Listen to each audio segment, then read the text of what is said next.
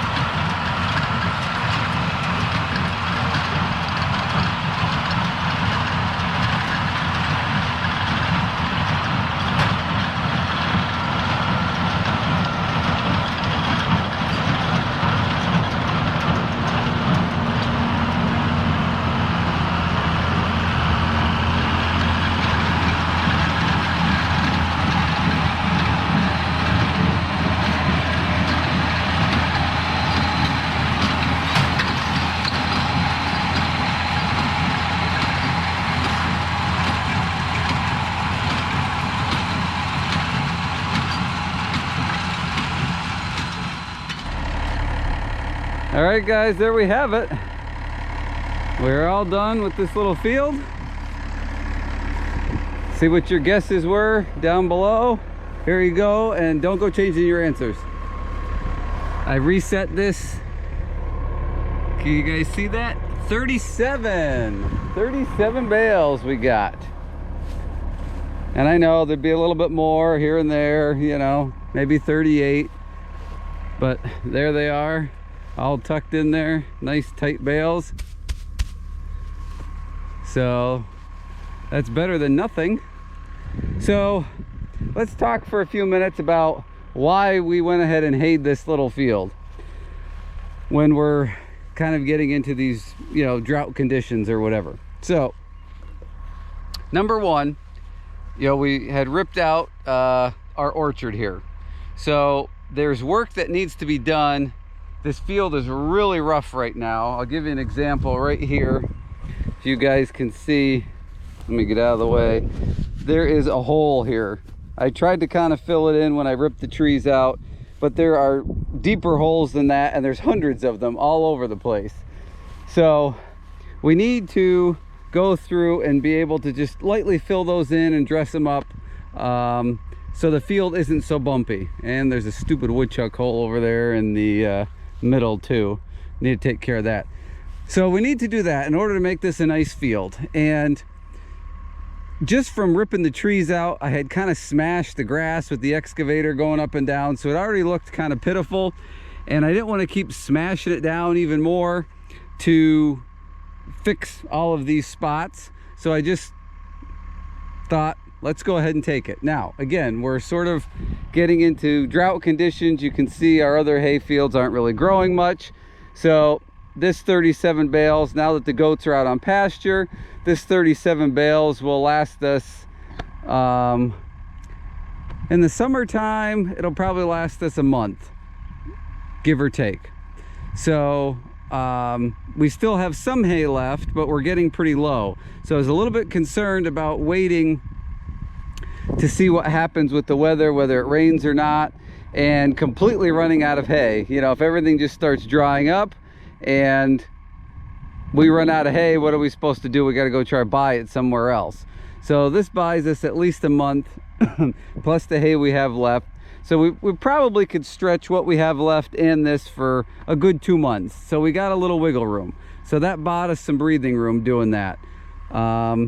And again, we're fixing that. And the last reason to go ahead and do this was this was the first hay that we have done this year.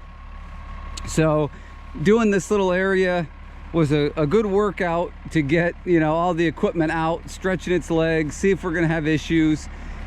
So that way, if we did have an issue, we had time to fix it. We didn't have acres and acres and acres of hay down. We just had this little guy here, and if it did happen to get rained on, oh well, it wasn't the end of the world.